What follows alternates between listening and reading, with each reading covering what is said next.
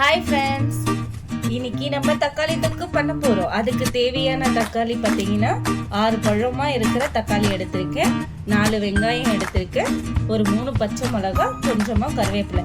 எப்படி செய்வதுன்னு பார்க்கலாம் வாங்க ஃப்ரெண்ட்ஸ். இப்போ கடாயை வச்சுட்டோம். கடாய் நல்லா காஞ்சிட்டு இருக்கு. இந்த ஸ்டேஜ்ல நம்ம எண்ணெய் ஊற்றிக்கலாம்.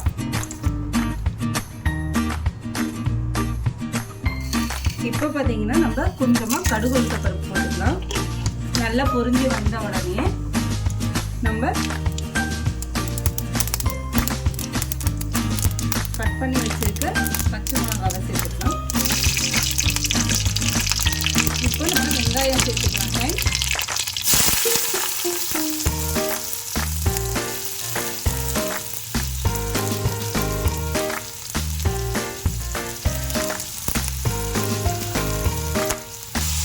நல்லா வதக்கி விட்டுக்கலாம்.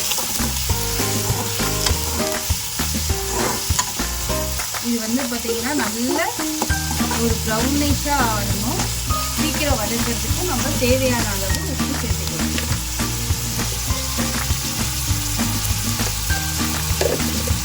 இப்போ பார்த்தீங்கன்னா ஒரு 2 நிமிஷத்துலேயே நல்லா வதங்கிடுங்க. இப்போ வெங்காயம் பார்த்தீங்கன்னா நல்லா வதங்கிடுச்சு ஃப்ரெண்ட்ஸ். இப்போ ஒரு ஸ்பூன் இஞ்சி பூண்டு சேர்த்துக்கலாம்.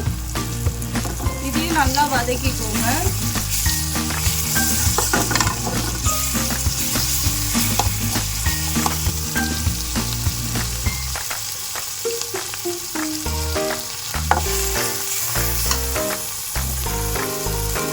கருவேப்பிலை சேர்த்துக்கலாம்.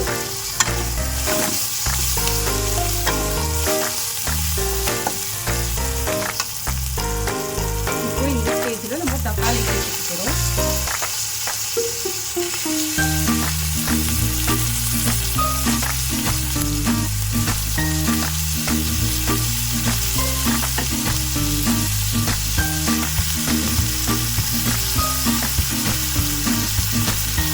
இதையும் நல்லா வதக்கிக்கலாம்.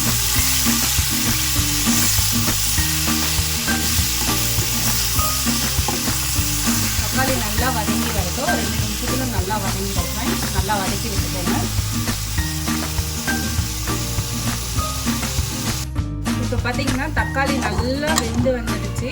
இந்த ஸ்டேஜில் நம்ம மிளகாத்தூள் ஒரு 2 ஸ்பூன் சேர்த்துக்கலாம் ஃப்ரெண்ட்ஸ்.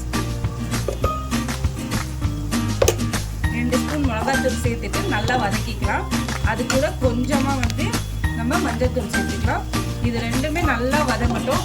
வதங்கி அந்த போட்டிருக்க மிளகாத்தூளோட ஸ்மெல் போய் ஒரு நல்ல பச்சை வாசம் போய் ஒரு மேலே ஒரு எண்ணெய் நல்லா திரிஞ்சு வர்ற போது நம்ம இறக்கி வச்சுக்கலாம். அவ்வளோதான், டேஸ்டியான தக்காளி தொக்கு ரெடி. பார்த்தீங்கன்னா சூப்பரான தக்காளி தொக்கு ரெடி.